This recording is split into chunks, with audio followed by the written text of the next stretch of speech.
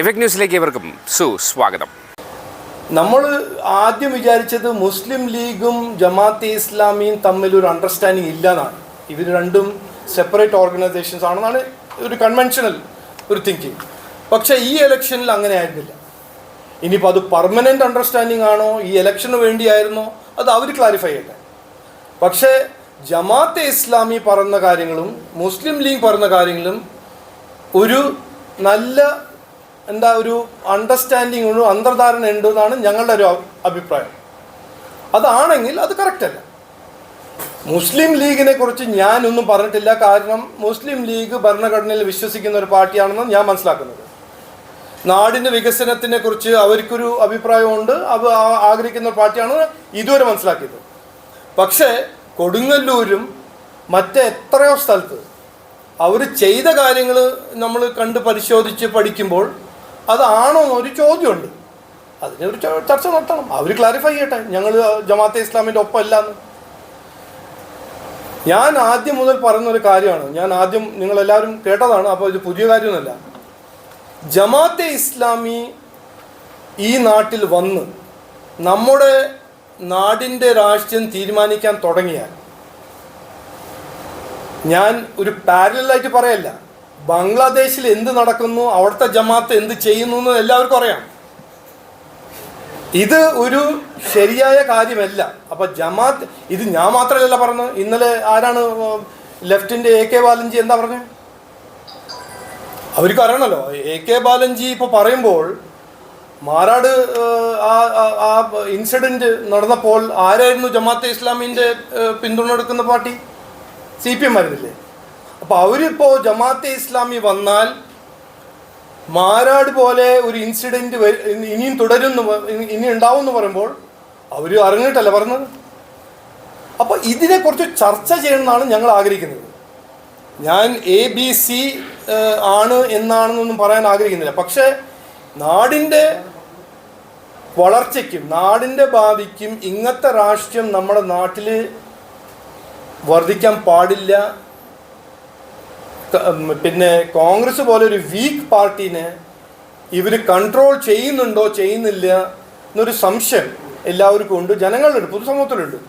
അതിനെക്കുറിച്ച് ചർച്ച ചെയ്യണം. അതാണ് ഞാൻ മുമ്പോട്ട് വയ്ക്കുന്നത്.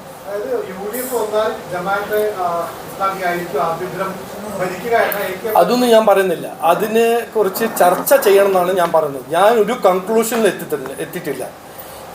നിലമ്പൂരിൽ ആദ്യമായിട്ടാണ് ഒരു നാഷണൽ പാർട്ടി ഭരണഘടനയെ കുറിച്ച് ചർച്ച ചെയ്ത് ഓടി നടക്കുന്ന ഒരു നാഷണൽ പാർട്ടി, അതിൻ്റെ ലീഡർ കോൺസ്റ്റിറ്റ്യൂഷൻ എടുത്തിട്ടാണ് പാർലമെൻറ്റിൽ ഉള്ളിൽ കയറുന്നത്, പുറത്തിറങ്ങുന്നത്. ആ നാഷണൽ പാർട്ടി ഓപ്പണായിട്ട് പറയുന്നു, ഞങ്ങൾ ജമാഅത്തെ ഇസ്ലാമിൻ്റെ പിന്തുണ നിലമ്പൂർ ഇലക്ഷൻ മത്സരിക്കുന്നു. ഒന്ന്, അത് കഴിഞ്ഞിട്ട് ലോക്കൽ ബോഡി ഇലക്ഷൻ നടക്കുമ്പോൾ ജമാഅത്തെ ഇസ്ലാമിൻ്റെ പിന്തുണ എടുത്തിട്ട് ഞങ്ങൾ മത്സരിക്കുന്നു എന്ന് കോൺഗ്രസ് പാർട്ടി പറഞ്ഞു. ഞാനല്ല പറഞ്ഞു. ജമാഅത്തെ ഇസ്ലാമി നമ്മളുടെ കോൺസ്റ്റിറ്റ്യൂഷൻ്റെ എതിരെയാണ്, സെക്യുലർ റിപ്പബ്ലിക്കിൻ്റെ എതിരെയാണ്. അവർ കൃത്യമായി പറഞ്ഞ ഒരു സംവിധാനം, ഒരു സ്ഥാപനമല്ലേ. അപ്പോൾ എന്താണ് ഇതിൻ്റെ ഇമ്പാക്റ്റ്, നമ്മളുടെ രാഷ്ട്രീയത്തിൽ എന്തായിരിക്കും ഇമ്പാക്റ്റ്? അത് ചർച്ച ചെയ്യണം, ജനങ്ങളെ അറിയിപ്പിക്കണം, മനസ്സിലാക്കണം. ഇതിപ്പോൾ 10ാം തവണയാണ് മാധ്യമമുർത്ത എന്നോട് ചോദിക്കുന്നത്. ഞാൻ ഡൽഹിയിൽ പ്രസ് കോൺഫറൻസ് ചെയ്തപ്പോൾ ഇതന്നെ ചോദിച്ചത്. തെറ്റ് ചെയ്തിട്ടുണ്ടെങ്കിൽ അവർ ജയിലിൽ പോവും, അതിലൊരു സംശയം ഉണ്ടാവണ്ട. ഇതുവരെ അവർ കെയർഫുള്ളായിട്ട് ചെയ്തിട്ടില്ല. പക്ഷേ അവരുടെ സ്റ്റേറ്റഡ് ഒബ്ജക്റ്റീവ്സ് എന്താണ്? Anti secularism. അവരുടെ സ്റ്റേറ്റഡ് ഒബ്ജക്റ്റീവ് എന്താണ്? ഇസ്ലാമിക് റിപ്പബ്ലിക്, ശരിയ സ്റ്റേറ്റ്. എന്താണ് ഇതിൽ സംശയം? അപ്പോൾ എനിക്കൊരു സംശയമില്ല, ആർക്കൊരു സംശയം ഉണ്ടാകാൻ പാടില്ല. ജമാഅത്തെ ഇസ്ലാമി ഒരു NGO ഒന്നുമല്ല, നാടിന് വേണ്ടി. ഇതിപ്പോൾ ആർക്കും അങ്ങനെ ഒരു മിസ്റ്റേക്കോ ഒരു മിസ്അണ്ടർസ്റ്റാൻഡിങ്ങോ ഉണ്ടാവാൻ പാടില്ല. ജമാഅത്തെ ഇസ്ലാമി ഒരു സ്റ്റേറ്റഡ് ഒബ്ജക്റ്റീവാണ്, ശരിയ സ്റ്റേറ്റ് ഉണ്ടാക്കാൻ. അവർ ആൻറ്റി സെക്യുലർ ആണെന്ന് പറയുന്നു, അവരെന്നെ പറയുന്നു. ഇനി അവർ പറയട്ടെ എല്ലാന്ന്. ഈ ജമാഅത്തും കോൺഗ്രസ് ജമാഅത്തിൻ്റെ ഒപ്പം മുസ്ലിം ലീഗിൻ്റെ ഒപ്പം ചെയ്യുന്ന രാഷ്ട്രീയം ഒരു അപകട രാഷ്ട്രീയമാണെന്ന് ഞങ്ങൾക്കൊരു അഭിപ്രായമുണ്ട്. അതിനെക്കുറിച്ച് ഞാൻ തെളിവും മുമ്പിൽ വയ്ക്കാം. ഇന്ന് ഒരു ചോദ്യം, ഞാൻ ഇന്ന് ചോദ്യം വിട്ടുപോന്നു, അതിൻ്റെ ഉത്തരം ഞാൻ 2 ദിവസത്തിൽ തരാം. എന്തുകൊണ്ട് വികസനത്തിനെ കുറിച്ച് ആരും ഒന്നും ചർച്ച ചെയ്യുന്നില്ല? ഈ ജമാഅത്തെ ഇസ്ലാമിയും മുസ്ലിം ലീഗും ഒന്ന് ചോദിക്കട്ടെ. നമ്മളെ കുട്ടികൾക്ക് തൊഴിലൊന്നും വേണ്ടേ? വിദ്യാഭ്യാസ മേഖല തകർന്നു കിടക്കുമ്പോൾ അവർക്ക് അതിനെക്കുറിച്ചൊന്ന് ചർച്ച ചെയ്യണ്ടേ? ആരോഗ്യ മേഖലയിൽ ഇങ്ങനെ ഒരു തകർന്ന് കിടക്കുന്ന ഒരു സിറ്റുവേഷനിൽ അതിനെക്കുറിച്ച് എന്താ ചർച്ച ചെയ്യാത്തത്? അതൊന്ന് ആലോചിക്കണം. ഞാൻ ഇതിനെക്കുറിച്ച് ഞങ്ങൾക്കൊരു അഭിപ്രായമുണ്ട്, അത് ഞങ്ങൾ കൃത്യമായി മുമ്പോട്ട് വയ്ക്കും. അതൊരു തെറ്റാണെങ്കിൽ അവർ ക്ലാരിഫൈ ചെയ്യട്ടെ.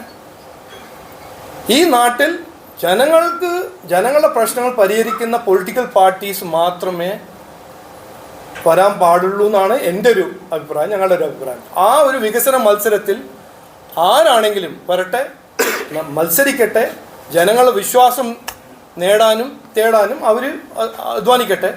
പക്ഷേ വികസനം ഒരു ചർച്ച വിഷയമാവണം. വികസനത്തിനെ കുറിച്ച് സംസാരിക്കണം. ജനങ്ങളുടെ പ്രശ്നങ്ങളെ കുറിച്ച് പരിഹരിക്കാൻ ഒരു ആത്മാർത്ഥമായ ഒരു ഇൻറ്റൻഷൻ ഉണ്ടാവണം ആ പാർട്ടിയിൽ. പൊളിറ്റിക്കൽ പവർ മാത്രമല്ല, പൊളിറ്റിക്കൽ പവർ ഗ്രാബ് ചെയ്യാൻ മാത്രമല്ല. നാട് 15-20 കൊല്ലമായിട്ട് പിന്നിൽ പോകുന്നു. അത് മുമ്പോട്ട് കൊണ്ടുപോകണം. ഈ വരുന്ന അസംബ്ലി ഇലക്ഷൻ അതൊരു ചർച്ചാ വിഷയമാവണ്ടേ എന്നാണ് എൻ്റെ ഒരു ആഗ്രഹം, എൻ്റെ ഒരു അഭ്യർത്ഥന. മറ്റൊരു വാർത്തയുമായി വീണ്ടും കണ്ടുമുട്ടുന്നതുവരെ ഏവർക്കും നന്ദി, നമസ്കാരം.